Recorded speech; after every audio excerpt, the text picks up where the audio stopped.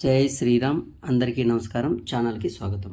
తెల్లవారుజామున 5 నుంచి 7 మధ్య ఈ 3 పనులు చేస్తే 7 తరాల ధనవంతులు అవుతారు. పురాణాల ప్రకారం ఈ 3 రహస్య ఆచారాలను పాటించడం ద్వారా బ్రహ్మ ముహూర్తంలో 7 తరాలకు ఐశ్వర్యం మరియు శాంతి లభిస్తుంది. ఈ సృష్టిలో ప్రతి జీవి ఆనందం, ఐశ్వర్యం కోరుకుంటుంది. కానీ కొందరు సంపదను అనుభవిస్తుంటే మరికొందరు తరతరాలుగా కష్టాలు పడుతూనే ఉంటారు. ఈరోజు మనం తెలుసుకోబోయే విషయం సాధారణమైనది కాదు. ఇది వేల సంవత్సరాల క్రితం మన మహర్షులు దాచి ఉంచినటువంటి అద్భుతమైన ధన రహస్యం. ఒక చిన్న మాట. పురాతన గ్రంథాలను అధ్యయనం చేసి పరిశోధన ఆధారంగా ఈ జ్ఞానాన్ని మీకు అందిస్తున్నాం. కాబట్టి ఒక్క మాట కూడా వదలకుండా చివరి వరకు శ్రద్ధగా వినండి. ఒక గ్రామంలో రామయ్య అనే ఒక సామాన్య రైతు ఉండేవాడు.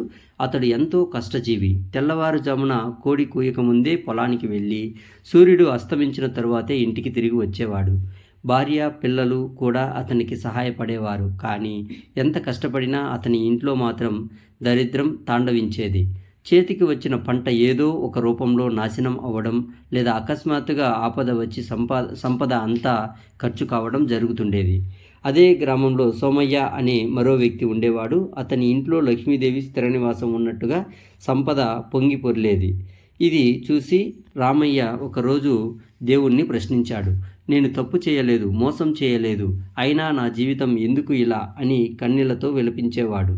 ఒకరోజు ఆ గ్రామానికి తేజోవంతుడైనటువంటి ఒక సాధువు వచ్చారు. ఆయన ముఖంలో సూర్యుని వంటి కాంతి, కళ్ళలో అపారమైన కరుణ రామయ్యకు కనిపించింది. తన బాధకు సమాధానం అక్కడ దొరుకుతుందని నమ్మి సాధువు బస చేసినటువంటి ఆలయానికి వెళ్ళాడు. కళ్ళలో నీళ్లతో సాధువు పాదాలపై పడి, స్వామి, నేను కష్టపడడం తప్ప ఏమీ తప్పు చేయలేదు, అయినా నా జీవితం ఎందుకు ఇలా ఉంది అని అడిగాడు. సాధువు రామయ్యను లేపి అతని కళ్ళలోకి తీక్షణంగా చూశారు. ఆ చూపులోనే రామయ్య తన గత వర్తమానం అన్నీ కూడా చూసినట్టుగా అనిపించింది. సాధువు ప్రశాంతంగా ఇలా చెప్పారు. నాయనా, కష్టం వేరు, అదృష్టం వేరు. నువ్వు కష్టపడుతున్నావు, కానీ లక్ష్మీదేవి ఇంట్లోకి వచ్చే సమయంలో నువ్వు ఏం చేస్తున్నావు? రామయ్య అయోమయంగా చూశాడు. స్వామి, ఆ సమయంలో నేను నిద్రలోనే ఉంటున్నాను అన్నాడు. అప్పుడు సాధువు చిరునవ్వుతో ఇలా అన్నాడు. అదే నాయనా నీ దరిద్రానికి మూలం. నువ్వు లక్ష్మీదేవికి తలుపులు మూసి దరిద్ర దేవతకు తలుపులు తెరుస్తున్నావు. రామయ్య ఆశ్చర్యపోయాడు. నిద్ర వల్ల దరిద్రం వస్తుందా స్వామి అని అడిగాడు. సాధువు గంభీరంగా చెప్పారు. ఈ సృష్టి ఒక లయ ప్రకారం నడుస్తుంది. తెల్లవారుజామున 5 గంటల నుండి 7 గంటల మధ్య సమయం సామాన్యమైనది కాదు. దీనిని అమృత గడియలు అంటారు అని సాధువు చెప్పారు. ఈ సమయంలో విశ్వం నుంచి ఒక విశేషమైనటువంటి శక్తి భూమిపైకి ప్రవహిస్తుంది. ఆ శక్తిని ఎవరైతే గ్రహిస్తారో వారు మట్టిని ముట్టుకున్న బంగారంగా మారుతుంది. అదే సమయంలో నిద్రపోతే బంగారాన్ని ముట్టుకున్న మట్టిగా మారిపోతాయి అని వివరించారు. అది విన్న రామయ్యకు ఒక్కసారిగా వెలుగు పడింది. తన పక్కింటి సోమయ్య ఎందుకు ధనవంతుడయ్యాడో ఇప్పుడు అర్థమైంది. సోమయ్య ప్రతిరోజు తెల్లవారుజామునే నిద్రలేచి ఇంటి ముందు ముగ్గులు వేసి పూజలు చేసేవాడు. రామయ్య దాన్ని చాదస్తం అనుకున్నాడు. అందులో ఇంత పెద్ద రహస్యం ఉందని అప్పటి వరకు గ్రహించలేదు. స్వామి, ఇక నుంచి నేను కూడా తెల్లవారుజామునే లేస్తాను. రామయ్య ఆతృతగా చేతులు జోడించాడు. స్వామి, నా కోసం కాదు, నా కుటుంబం కోసం అయినా దయచేసి ఆ 3 పనులు నాకు చెప్పండి. మీరు చెప్పినట్టు తప్పకుండా చేస్తాను. సాధువు జాలిగా చూశారు. ఈ రహస్యాలు తెలుసుకోవడం కంటే ఆచరించడం ముఖ్యము. విను. మొదటి పని నీ శరీరానికి సంబంధించినది కాదు, నీ సంకల్పానికి సంబంధించినది అని చెప్పడం ప్రారంభించారు. ఇవి సాధారణ పూజలు కావు. ఇవి నీ మనసును, నీ ఆలోచనలను విశ్వశక్తితో అనుసంధానించే ప్రక్రియలు. ఇందులో ఒక్క అడుగు లోపించినా ఫలితం ఉండదు. కాబట్టి శ్రద్ధగా వినాలి. తెల్లవారుజామున ప్రకృతిలో సత్వగుణం అధికంగా ఉంటుంది. గాలిలో స్వచ్ఛత, వాతావరణంలో నిశ్శబ్దం, మనసులో ప్రశాంతత ఉంటాయి. ఆ సమయంలో మన మెదడు అత్యంత చురుకుగా ఉంటుంది. మనం ఏది గట్టిగా కోరుకుంటామో అది 1000 రెట్లు వేగంగా ఫలిస్తుంది. దీనినే మన పెద్దలు బ్రహ్మ ముహూర్తం ఫలితం అన్నారు. కానీ కాలక్రమేణా మనం ఈ అలవాటును మర్చిపోయాం. అర్ధరాత్రి వరకు మేలుకొని సూర్యుడు నడినెత్తికి వచ్చిన తరువాత నిద్రలేస్తున్నాం. అందుకే అనారోగ్యాలు, ఆర్థిక ఇబ్బందులు, మనశ్శాంతి లోపించడం వెంటాడుతున్నాయి. చివరిగా సాధువు అన్నారు ఇలా. రామయ్య, లక్ష్మీదేవి చంచలమైనది, కానీ ఆమెను నిలిపే శక్తి తెల్లవారుజాము సమయానికే ఉంది. గమనించావా? పక్షులు, జంతువులు సూర్యోదయానికి ముందే నిద్రలేస్తాయి. అవి ఎప్పుడూ ఆహారం కోసం, ఆరోగ్యం కోసం బాధపడవు. ప్రకృతికి విరుద్ధంగా జీవించేది మనిషే. అది విని రామయ్య, నిజమే స్వామి, నా ఎద్దులు కూడా నాకంటే ముందే లేచి సిద్ధంగా ఉంటాయి. నేనే వాటిని ఆలస్యంగా పొలానికి తీసుకెళ్తాను. సాధువు నవ్వుతూ ఇలా అన్నాడు. అవును రామయ్య, జంతువులకు ఉన్న ప్రకృతి స్పృహ మనిషికి ఇప్పుడు లేకుండా పోయింది. సరే, ఇక అసలు విషయానికి వద్దాం. 7 తరాలు ధనవంతులుగా ఉండాలి అంటే చేయవలసినటువంటి మొదటి పనిని ఇప్పుడు శ్రద్ధగా చెబుతాను, విను. అక్కడున్నటువంటి భక్తులందరూ ఊపిరి బిగబట్టి వింటున్నారు. ఆలయం అంతా నిశ్శబ్దంగా మారిపోయింది. సాధువు తన కమండలం నుంచి కొద్దిగా నీరు తీసి రామయ్య మీద చల్లారు. ఆ నీరు రామయ్యలో కొత్త ఉత్సాహాన్ని నింపింది. మనిషి నిద్రలేచిన వెంటనే చేసే మొదటి పని అతనికి ఆ రోజుటి తలరాతను నిర్ణయిస్తుంది. నువ్వు కళ్ళు తెరిచిన వెంటనే ఇంకా మంచం మీద నుంచే చేయవలసినటువంటి ఒక అద్భుతమైన ప్రక్రియ ఉంది. దానినే కరదర్శనం మరియు భూమాత వందనం అంటారు. ఇది కేవలం చేతులు చూసుకోవడం మాత్రమే కాదు, దీని వెనక గొప్ప ఐశ్వర్య రహస్యం దాగి ఉంది. అంతలో ఆకాశంలో మేఘాలు కమ్ముకున్నాయి. ఆలయ గంటలు వాటంతటా అవే మోగడం మొదలయ్యాయి. సాధువు ఆకాశం వైపు చూసి అన్నారు, సమయం ఆసన్నమైంది. ఈ రహస్యాన్ని బహిర్గతం చేయడానికి ప్రకృతి సిద్ధమైంది. కానీ రామయ్య, ఈ క్రియను ఎలా పడితే అలా చేయకూడదు. దీనికి ఒక పద్ధతి, ఒక మంత్రం, ఒక భావన అవసరం. రామయ్య కళ్ళలో నీళ్లు తిరిగాయి. స్వామి, నా జీవితం ఇలా ఉన్నా పర్వాలేదు. నా పిల్లలు భవిష్యత్తు అయినా బాగుండాలి. దయచేసి ఆ పద్ధతి, ఆ మంత్రం నాకు చెప్పండి అని వేడుకున్నాడు. సాధువు రామయ్య భుజం తట్టి అన్నారు, భయపడకు, చెబుతాను. కానీ ఒక విషయం గుర్తుంచుకో. ఇది విన్న తర్వాత ఒక్కరోజు కూడా మర్చిపోకూడదు, లేదంటే మళ్ళీ దరిద్రం నీ తలుపు తడుతుంది. సిద్ధమేనా? సిద్ధమే స్వామి అని రామయ్య గట్టిగా చెప్పాడు. సాధువు ఇలా అన్నారు, రేపు తెల్లవారుజామున సరిగ్గా సూర్యోదయానికి ముందు నిద్రలేచిన వెంటనే నీ 2 అరచేతులను ముఖానికి ఎదురుగా పెట్టుకొని నేను చెప్పబోయేటువంటి మంత్రాన్ని ఉచ్చరించాలి. ఆ మాటల్లోనే సకల ఐశ్వర్యాలు దాగున్నాయి. రామయ్య గుండెల్లో ఆ మాటలు నేరుగా నాటుకుపోయాయి. కానీ అతడు అమాయకంగా అడిగాడు, స్వామి, వినడానికి చాలా బాగుంది, కానీ చదువులేని వాడిని. దీని అర్థం ఏమిటి? కేవలం ఈ మాటలు పలికితే సరిపోతుందా? దీని వెనక ఉన్న అసలు మర్మం ఏమిటి అని అడిగాడు. సాధువు చిరునవ్వు నవ్వుతూ అన్నారు, అర్థం తెలియకుండా చేసే పని ఆత్మలేని శరీరం లాంటిది రామయ్య. దీని అర్థం తెలిసిన రోజున నువ్వు ఎంత భక్తితో చేస్తావో నీకే అర్థమవుతుంది. మన అదృష్టం మన చేతుల్లోనే ఉంది, పెద్దలు ఊరికే అనలేదు. నీ అరచేతిని గమనించు. నీ వేలి కొనలలో సంపదకు అధిదేవత అయినటువంటి లక్ష్మీదేవి నివసిస్తుంది. మనం చేసే ప్రతి పని వేలి కొనలతోనే మొదలవుతుంది. ఆ పని ద్వారానే ధనం వస్తుంది. అందుకే ఉదయం లేచిన వెంటనే వేలి కొనలను చూసి, ఆ రోజు నేను చేసే పనుల ద్వారా నాకు ధనప్రాప్తి కలగాలని లక్ష్మీదేవిని ప్రార్థించాలి.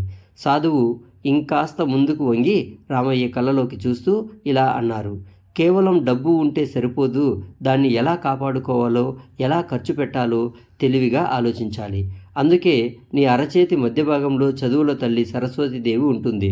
ఆ భాగాన్ని చూస్తూ, అమ్మా సరస్వతి, నాకు మంచి ఆలోచనలు, వివేకం ప్రసాదించు అని కోరుకోవాలి. ధనం, జ్ఞానం ఉన్నా భగవంతుని అనుగ్రహం లేకపోతే అవన్నీ వ్యర్థమే. అందుకే అరచేతిని దర్శించుకోవడం అంటే ధనం, జ్ఞానం, దేవుడిని ఒకేసారి దర్శించుకోవడమే. ఎవరైతే ఉదయం లేచిన వెంటనే వీరిని స్మరిస్తారో వారికి ఆ రోజు అపజయం ఉండదు. రామయ్యకు విషయం పూర్తిగా అర్థమైంది. స్వామి, అద్భుతం. నా చేతిలో ఇంత రహస్యం దాగి ఉందని నాకు తెలియదు. మరి ఈ శ్లోకం చదివాక వెంటనే మంచం దిగవచ్చా అని అడిగాడు. సాధువు గంభీరంగా ఇలా అన్నారు, అదే చాలామంది చేసేటటువంటి తప్పు. శ్లోకం చదివిన వెంటనే కిందకు దిగకూడదు. నీవు 2 చేతులు ఒకదానితో ఒకటి రుద్దాలి. అలా రుద్దిన శరీరంలోనికి ప్రాణశక్తి జాగృతమవుతుంది. ఆ వేడిని కళ్ళకు, ముఖానికి అద్దుకోవాలి. అప్పుడు నాడులు, మెదడు చురుకుగా మారి ముఖంలో తేజస్సు వస్తుంది. రామయ్య ఆశ్చర్యంగా అడిగాడు, భూమాతని ఎందుకు స్వామి? సాధువు నెమ్మదిగా చెప్పారు, మనకు తిండి ఇచ్చేది, మన బరువు మోసేది భూమాతే. ఆమె కూడా లక్ష్మీదేవి స్వరూపమే. ఉదయం లేచిన వెంటనే ఆమె మీద కాలు పెట్టే ముందు క్షమాపణ అడగాలి. దీనినే భూమాత వందనం అంటారు. మంచం మీద నుంచి కాలు కింద పెట్టే ముందు భూమిని చేతితో తాకి ఆ చేతిని కళ్ళకు అద్దుకొని ఇలా ప్రార్థించాలి. ఇన్నాళ్ళు పొలాన్ని దున్నినాడే తప్ప ఆ భూమికి ఒక్కసారి కూడా నమస్కరించలేదని గుర్తొచ్చింది. తన తప్పులన్నీ కళ్ళ ముందు తిరిగాయి. స్వామి, రేపు తెల్లవారుజామునే ఈ ఆచారం మొదలు పెడతాను. బ్రహ్మముహూర్తంలో లేచి అరచేతులు దర్శించి భూదేవికి నమస్కరిస్తాను అని ప్రమాణం చేశాడు. సాధువు సంతోషంగా నవ్వి, మంచిది రామయ్య, ఇది కేవలం ఆచారం కాకుండా భావంతో చేయి, నీ జీవితం ఎలా మారుతుందో నువ్వే చూస్తావు అని అన్నాడు. రేపు మొదటి పని పూర్తయ్యాక మళ్ళీ రా, రెండో రహస్యం ఇంకా శక్తివంతమైనది అని చెప్పి పంపారు. ఆ రాత్రి రామయ్యకు నిద్రపట్టలేదు. సాధువు మాటలే చెవుల్లో మారుమ్రోగుతున్నాయి. పేదరికం పోతుందన్న ఆశ అతనిలో కొత్త ఉత్సాహాన్ని నింపింది. కోడి కూయక ముందే 4 గంటలకే మేల్కొన్నాడు. 5 గంటల బ్రహ్మముహూర్తం కోసం ఆతృతగా ఎదురుచూశాడు. సరిగ్గా సమయం రాగానే కళ్ళు తెరిచి మంచం మీద నిటారుగా కూర్చొని 2 అరచేతులను ముఖానికి ఎదురుగా పెట్టుకున్నాడు. వేలి కొనల్లో ధనలక్ష్మిని, మధ్యలో సరస్వతిని, మణికట్టులో భగవంతుణ్ణి తలుచుకున్నాడు. కరాగ్రే వసతే లక్ష్మి అనే శ్లోకాన్ని భక్తితో చదివి చేతులను రుద్ది ఆ వెచ్చదనాన్ని కళ్ళకు, ముఖానికి అద్దుకున్నాడు.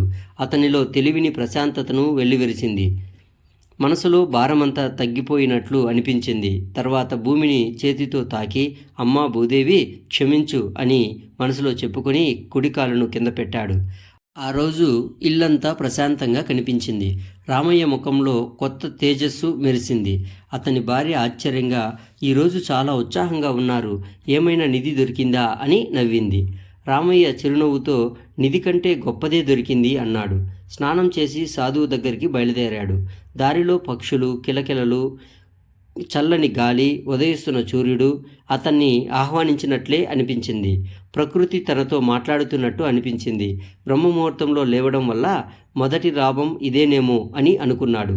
ఆలయానికి చేరుకోగానే సాధువు ధ్యానంలో ఉన్నారు. కాసేపటికి కళ్ళు తెరిచి రామయ్యను చూసి నవ్వుతూ, వచ్చావా రామయ్య అని అడిగాడు. ఈరోజు నీ ముఖంలో సూర్యుని తేజస్సు కనిపిస్తోంది అన్నారు. మొదటి పనిని విజయవంతంగా పూర్తి చేసినట్టున్నావు అన్నారు. సాధువు, రామయ్య ఆనందంగా, అవును స్వామి, మీరు చెప్పినట్టే చేశాను. ఈ ఒక్క రోజుకే నా మనసు ఇంత తేలికగా ఉందంటే రోజు చేస్తే జీవితం ఎలా మారుతుందో ఊహించలేకపోతున్నాను అన్నాడు. ఇప్పుడు రెండో పనిని చెప్పండి స్వామి అని అడిగాడు. ఈ దరిద్రాన్ని పూర్తిగా తరిమికొట్టే ఆ రెండో ఆయుధం ఏమిటి అని ఆతృతగా అడిగాడు. రామయ్య, మొదటి పనితో నీ మనస్సు, నీ సంకల్పం శుద్ధమయ్యాయి. కానీ శరీరం లోపల ఇంకా పాత మలినాలు, ప్రతికూల శక్తులు దాగి ఉంటాయి. శరీరం శుభ్రంగా లేకపోతే బయట ఎంత పూజ చేసినా ఫలితం ఉండదు. అందుకే రెండో పని నీరుతో సంబంధించినది. దీనిని ఉపవాసం అంటారు. ఇది మామూలుగా నీళ్లు తాగడం కాదు. సరైన సమయంలో, సరైన విధానంలో, సరైన పాత్రలో నీరు తాగితే అది అమృతంలా మారుతుంది. నీరు పంచభూతాలలో ఒకటి. నీటికి జ్ఞాపక శక్తి ఉంటుంది. మనం ఏ భావంతో నీరు తాగుతున్నామో ఆ భావమే రక్తంలో కలుస్తుంది. తెల్లవారుజామున 5 నుంచి 7 గంటల మధ్య జీర్ణ వ్యవస్థ ప్రత్యేక స్థితిలో ఉంటుంది. ఆ సమయంలో తాగిన నీరు శరీరాన్ని లోపలి నుంచి శుద్ధి చేస్తుంది. రామయ్య ఆశ్చర్యపోయాడు. నేను దప్పిక వేస్తేనే నీళ్లు తాగేవాడిని స్వామి, నీటిలో ఇంత రహస్యం ఉంది అని నాకు తెలియదు. అప్పుడు సాధువు పక్కన ఉన్న రాగి పాత్రను చూపించారు. ఉదయపు సూర్యకాంతిలో అది బంగారంలా మెరిసింది. ఇదే రహస్యం రామయ్య, దీనినే తామ్రపాత్ర అని కూడా అంటారు. మన ఋషులు ఎందులో పడితే అందులో నీరు తాగమని చెప్పలేదు. మట్టి పాత్రలో కానీ, రాగి పాత్రలో కానీ తాగమన్నారు. ఎందుకంటే ఆ లోహానికి విద్యుత్ శక్తి ప్రసరింపచేసే అద్భుతమైన గుణం ఉంది. రాత్రి పడుకునే ముందు శుభ్రమైనటువంటి నీటిని ఒక రాగి పాత్రలో నింపి నీ తల దగ్గర లేదా దేవుడి గదిలో ఉంచాలి అని సాధువు వివరించారు. ఆ నీరు రాత్రంతా పాత్రలో ఉండటంతో రాగిలోని ఔషధ గుణాలు నీటిలో కలుస్తాయి. ఆ నీరు ఇక సాధారణమైనటువంటి నీరు కాదు, తీర్థంలా మారుతుంది. ఉదయం 5 నుంచి 7 గంటల లోపు నువ్వు మొదటి పని అయిన కరదర్శనం పూర్తి చేసిన వెంటనే కాలకృత్యాలకు వెళ్ళకముందే, పళ్ళు తోముకోకముందే ఆ నీటిని తాగాలి. ఇది విని రామయ్య ముఖం చిట్లించాడు. పళ్ళు తోముకోకుండా నీళ్లు తాగాలా స్వామి? రాత్రంతా నోట్లో క్రిములు ఉంటాయి కదా, అలా తాగితే జబ్బులు రావా అని సందేహం వ్యక్తం చేశాడు. అక్కడున్న వాళ్లకు కూడా అదే అనుమానం వచ్చింది. సాధువు చిరునవ్వుతో తల అడ్డంగా ఊపారు. అక్కడే అసలు రహస్యం దాగుంది రామయ్య. మనం విషాన్ని అమృతం అనుకుంటున్నాం, అమృతాన్ని విషం అనుకుంటున్నాం. రాత్రి నిద్రలో నోటిలో ఏర్పడేటటువంటి లాలాజలం చాలా శక్తివంతమైన ఔషధం లాంటిది. అది కడుపులోకి వెళ్ళగానే జీర్ణ వ్యవస్థలోని ఆమ్లాలను శాంతపరుస్తుంది. కడుపులో మంట, గ్యాస్, అజీర్తి ఉంటే మనిషిలో కోపం, చిరాకు పెరుగుతాయి. కోపం ఉన్న చోట లక్ష్మీదేవి నిలబడదు. కడుపు చల్లగా ఉంటేనే మెదడు చల్లగా ఉంటుంది. మెదడు చల్లగా ఉంటేనే ధనాన్ని సంపాదించే ఆలోచనలు వస్తాయి. రామయ్యకు విషయం అర్థమైంది. నీరు సాక్షాత్తు గంగాదేవి, ఆమెను గౌరవించాలి. నిలబడి నీళ్లు తాగడం దరిద్రానికి ఆహ్వానం. కూర్చుని వెన్ను నిటారుగా పెట్టి ఒక్కొక్క గుక్కను ఆస్వాదిస్తూ తాగాలి. నీరు తాగేటప్పుడు మనసులో ఒక సంకల్పం ఉండాలి. ఈ నీరు నా శరీరాన్ని శుద్ధి చేస్తుంది, నాలోని బద్ధకం, దరిద్రాన్ని కడిగేస్తుంది అని. నీటికి జ్ఞాపక శక్తి ఉంటుంది. నువ్వు ఏ భావంతో తాగితే అదే ఫలితం ఇస్తుంది. ఇదే జలచికిత్స. అదే ధనవంతులు పాటించేటటువంటి ఆరోగ్య రహస్యం. తర్వాత సాధువు ఇంకాస్త లోతుగా చెప్పారు. మన శరీరంలో 70% నీరే ఉంటుంది. ఈ విశ్వంలో కూడా నీరే ఎక్కువ. చంద్రుడికి నీటికి గాఢమైన సంబంధం ఉంది. చంద్రుడు మనసుకు కారకుడు. నీరు సరిగ్గా తాగితే చంద్రుడు శాంతిస్తాడు. చంద్రబలం ఉంటేనే చేతిలో డబ్బు నిలుస్తుంది. అందుకే ఉదయం లేవగానే రాగి పాత్రలోని నీటిని ఈ విధంగా తాగేవాడికి శరీరంలో ఎటువంటి రోగాలు ఉండవు. మనసులో అలజడి ఉండదు. రోగాలు లేని శరీరం, ఆందోళన లేని మనసు ఉన్నవాడు మట్టిని పట్టుకున్నా బంగారం అవుతుంది. అదే చిరాకు రోగాలతో ఉన్నవాడు బంగారాన్ని పట్టుకున్నా అది కరిగిపోతుంది. చివరగా సాధువు ఇలా అన్నారు, ఇది కేవలం నీళ్లు తాగడం కాదు రామయ్య, ఇది నీ జాతకాన్ని మార్చేటటువంటి ప్రక్రియ. రేపటి నుంచి కనీసం 3 గ్లాసులు లేదా నీ శక్తి మేరకు సుమారు 1 లీటరు నీటిని ఈ విధంగా తాగు. ఒక మండల కాలం అంటే 41 రోజులు పాటించు. నీ ముఖంలో వచ్చే తేజస్సు చూసి అందరూ ఆశ్చర్యపోతారు. రామయ్య ఆశ్చర్యంతో, స్వామి, నీళ్లలో ఇంత రహస్యం ఉందని ఇప్పటి వరకు నేను నమ్మలేకపోతున్నాను. ఈరోజే రాగి పాత్ర కొనుగోలు చేస్తాను, లేదంటే నా దగ్గర ఉన్నటువంటి పాత రాగి బిందెను శుభ్రం చేసి వాడుతాను. సాధువు చిరునవ్వుతో శుభం అన్నాడు. కానీ ఒక విషయం గుర్తుంచుకో రామయ్య, రాగి పాత్రను ఎప్పుడూ నేల మీద పెట్టకూడదు. చెక్కపీట మీద కానీ లేదా శుభ్రమైనటువంటి వస్త్రం మీద కానీ ఉంచాలి. నేల మీద పెడితే అందులోని శక్తి భూమిలోకి వెళ్ళిపోతుంది. ప్రతి చిన్న విషయాన్ని శ్రద్ధగా పాటించినప్పుడే ఫలితం ఉంటుంది అని హెచ్చరించాడు. రామయ్య తల ఊపుతూ ఆ మాటలను మనసులో గట్టిగా ముద్రించుకున్నాడు. ఇప్పుడు అతనికి 2 అద్భుతమైన ఆయుధాలు దొరికాయి. ఒకటి కరదర్శనం ద్వారా సంకల్పం బలం, రెండవది ఉపవాసం ద్వారా శరీర శుద్ధి. అతని ముఖంలో కొత్త ఆత్మవిశ్వాసాన్ని కనిపించింది. స్వామి, ఇప్పుడు 3వ పని చెప్పండి. ఈ 2 నాలో శక్తిని నింపాయి. మరి 3వది చేస్తే నా దరిద్రం పూర్తిగా పోతుందా అని అడిగాడు. రామయ్య, మొదటి 2 పనులు నువ్వు నీ కోసం చేసుకునేవి. అవి సులభమైనవే. కానీ 3వ పని సామాన్యమైనది కాదు. చాలామంది ఇక్కడే విఫలమవుతూ ఉంటారు. రామయ్య, ఇది మానసిక పరీక్ష. తెల్లవారుజామున 5 నుంచి 7 గంటల మధ్య ఈ పని చేస్తే దరిద్రం నీ ఇంటి దరిదాపుల్లోకి కూడా రాదు. కానీ దీనికి ఓర్పు కావాలి. బద్ధకాన్ని పూర్తిగా వదిలేయాలి. ఈ పని పంచభూతాలతో, పరమాత్ముడితో నేరుగా అనుసంధానించేటటువంటి మార్గం. ఇది ఇంటి వాతావరణాన్ని మార్చేస్తుంది. ప్రతికూల శక్తులు, ఈర్ష్య, అసూయ అన్నింటినీ తరిమి కొడుతుంది. ఈ పని చేయని ఇంట్లో లక్ష్మీదేవి నిలవదు. అక్కడ ఎంత డబ్బు వచ్చినా నీళ్లులా ఖర్చయిపోతుంది. ఆ 3వ పని దీపారాధన మరియు దైవనామ స్మరణ. కానీ ఇది అందరూ చేసే సాధారణ దీపారాధన కాదు. ఆ దీపంలో వాడే నూనె, ఒత్తి పెట్టే దిశ అన్నీ ముఖ్యం. ముఖ్యంగా సూర్యుడు ఉదయించకముందే అంటే 5 నుంచి 7 గంటల మధ్య నీ ఇంట్లో దీపం వెలగాలి. సూర్యుడు వచ్చిన తరువాత పెట్టిన దీపం కేవలం వెలుగునిస్తుంది. కానీ సూర్యుడికి ముందే వెలిగించినటువంటి దీపం ఐశ్వర్యాన్ని ప్రసాదిస్తుంది. ఎందుకంటే ఆ సమయం దేవతలు భూమిపై సంచరించేటటువంటి కాలం. ఏ ఇంట్లో నుండి దీపకాంతి, భక్తి పరిమళం వస్తుందో ఆ ఇంటి వైపే దేవతలు ఆకర్షితులవుతారు. సాధువు క్షణం ఆగి మళ్ళీ చెప్పారు, కేవలం దీపం పెట్టడం సరిపోదు రామయ్య. ఈ దీపం ముందు కూర్చొని నువ్వు చేయవలసినటువంటి ఒక చిన్న క్రియ ఉంది. అదే నీ తలరాతను మార్చేస్తుంది. పెద్ద మంత్రాలను అవసరం లేదు. కొన్ని ప్రత్యేకమైనటువంటి పదాలు మాత్రమే. అవి నీ గొంతు నుంచి వెలువడితే నీ ఇల్లు మొత్తం ఒక శక్తి క్షేత్రంగా మారుతుంది.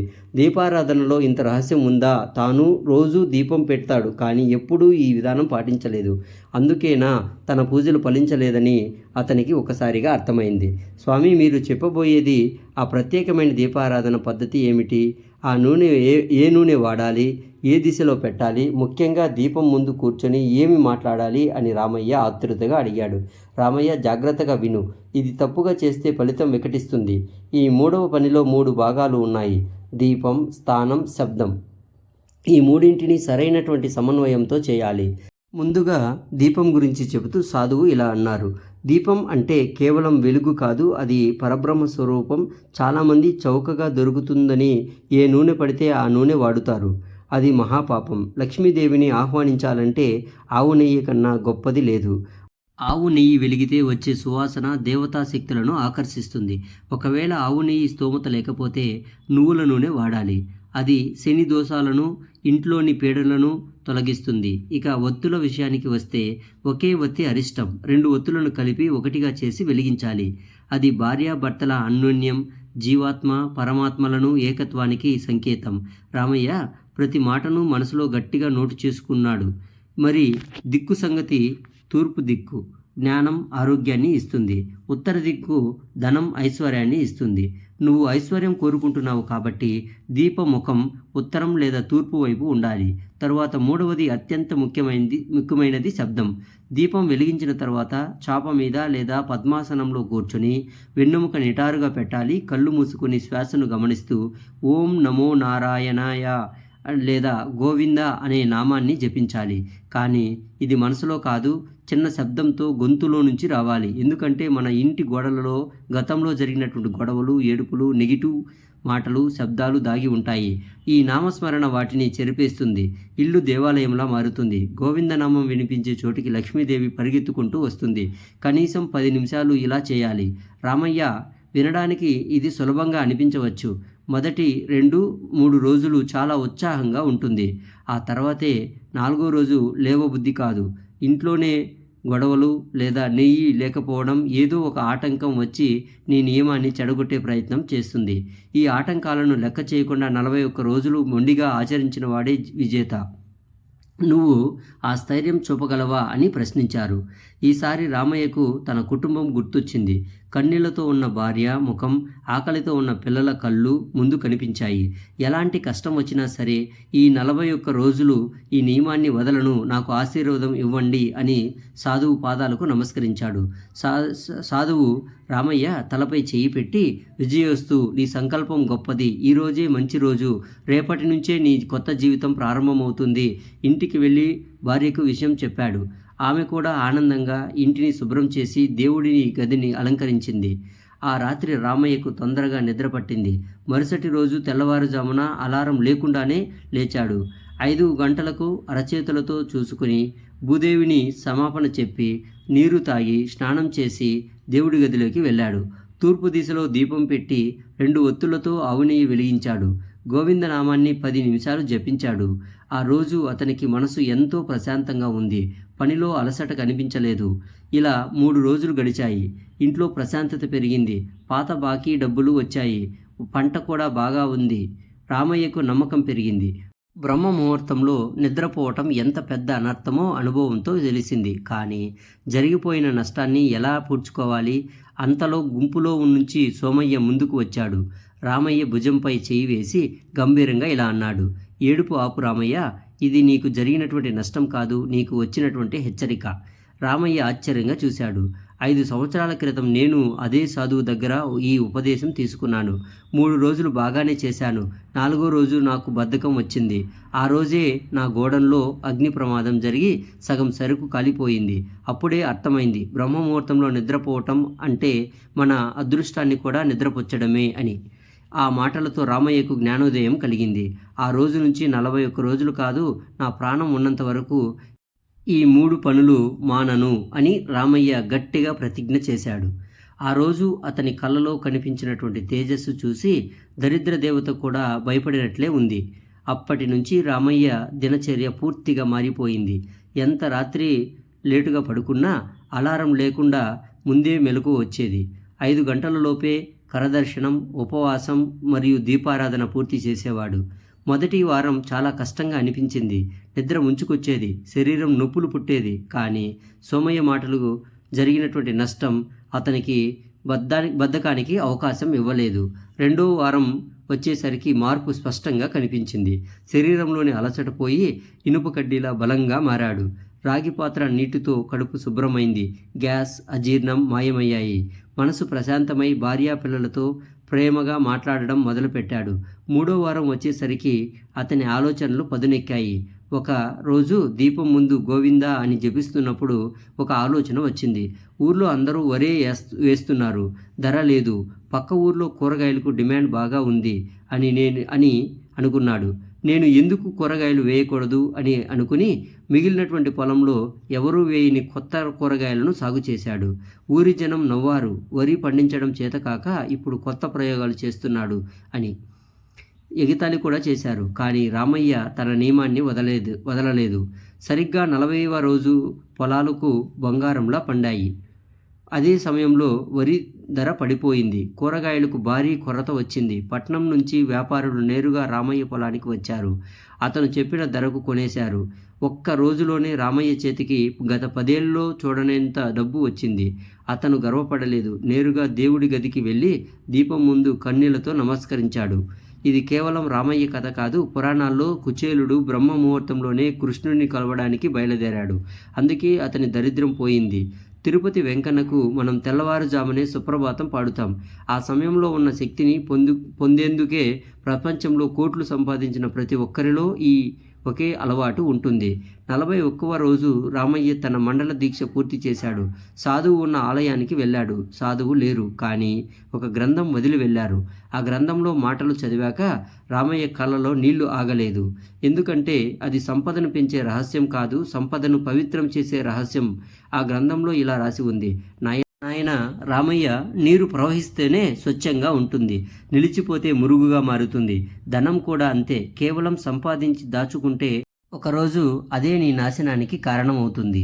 నీ సంపద నీకు రక్షగా ఉండాలి అంటే అందులో కొంత భాగాన్ని సమాజానికి తిరిగి ఇవ్వాలి. కానీ అది గుడుల హుండీలో వేయడం కాదు. ఆకలితో ఉన్నటువంటి ప్రాణాలకు, చదువులేని పిల్లలకు, వైద్యం అందని బాధ్యతలకు గుప్తంగా సహాయం చేయాలి. ఎవరికి సహాయం చేశావో వారికి కూడా తెలియకూడదు. కుడి చేతి దానం ఎడమ చేతికి కూడా తెలియకూడదు. ఇలా చేసే వారికి సంపదకు దృష్టి దోషం కలుగదు. వారి ఇంటిపై లక్ష్మీదేవి కవచంలా నిలుస్తుంది. ఆ క్షణమే రామయ్య నిర్ణయం తీసుకున్నాడు. తన పంట లాభంలో 10వ వంతు వేరు చేశాడు. ఆ డబ్బుతో ఊరి చివర పశువులకు నీటి బావి తవ్వించాడు. కానీ ఆ పని చేసింది తానేనని ఎవ్వరికీ తెలియనివ్వలేదు. అనాథులకు అన్నం దానం చేశాడు. పేరు, ప్రచారం రెండింటికి దూరంగా నిలిచాడు. విచిత్రం ఏమిటి అంటే అతనును ఎంత దానం చేస్తే అంత సంపద అంతకంతకు పెరిగింది. జనం అసూయ మానేసి గౌరవించడం మొదలుపెట్టారు. అతని ముఖంలో డబ్బు గర్వం లేదు. ఒక తెలియని ప్రశాంతత, దైవత్వం కనిపించేది. సంవత్సరాలు గడిచాయి. రామయ్య ఈ నియమాలను ఒక్కరోజు కూడా విడిచిపెట్టలేదు. ఈ అలవాట్లనే వారసత్వంగా ఇచ్చాడు. ఒకరోజు తన కొడుకులతో ఇలా అన్నాడు: బిడ్డలారా, నేను మీకు ఇచ్చే నిజమైనటువంటి ఆస్తి ఇల్లు కాదు, పొలాలు కాదు. సూర్యుడు రాకముందే లేచే ఈ అలవాటే మీ అసలైన సంపద. దారిద్ర్యం మీ దరిదాపులకు కూడా రాదు. పిల్లలు ఆ మాటలను జీవితం చేశారు. వ్యాపారంలోనికి వెళ్ళిన, ఉద్యోగాల్లో ఉన్న తెల్లవారుజామున 5 గంటల అలవాటు మాత్రం మారలేదు. ఆ ఊరిలో రామయ్య కుటుంబం అంటే ఒక విశ్వాసం. ఎన్ని తరాలు గడిచినా వారికి ధనలోటు రాలేదు. అప్పుడు రామయ్యకు అర్థమైంది, 7 తరాలు ధనవంతులు అవుతారు అంటే డబ్బు దాచడం కాదు, డబ్బును సృష్టించే శక్తిని తరాలకు నేర్పడం. రామయ్య కథ ఇక్కడితో ముగిసింది.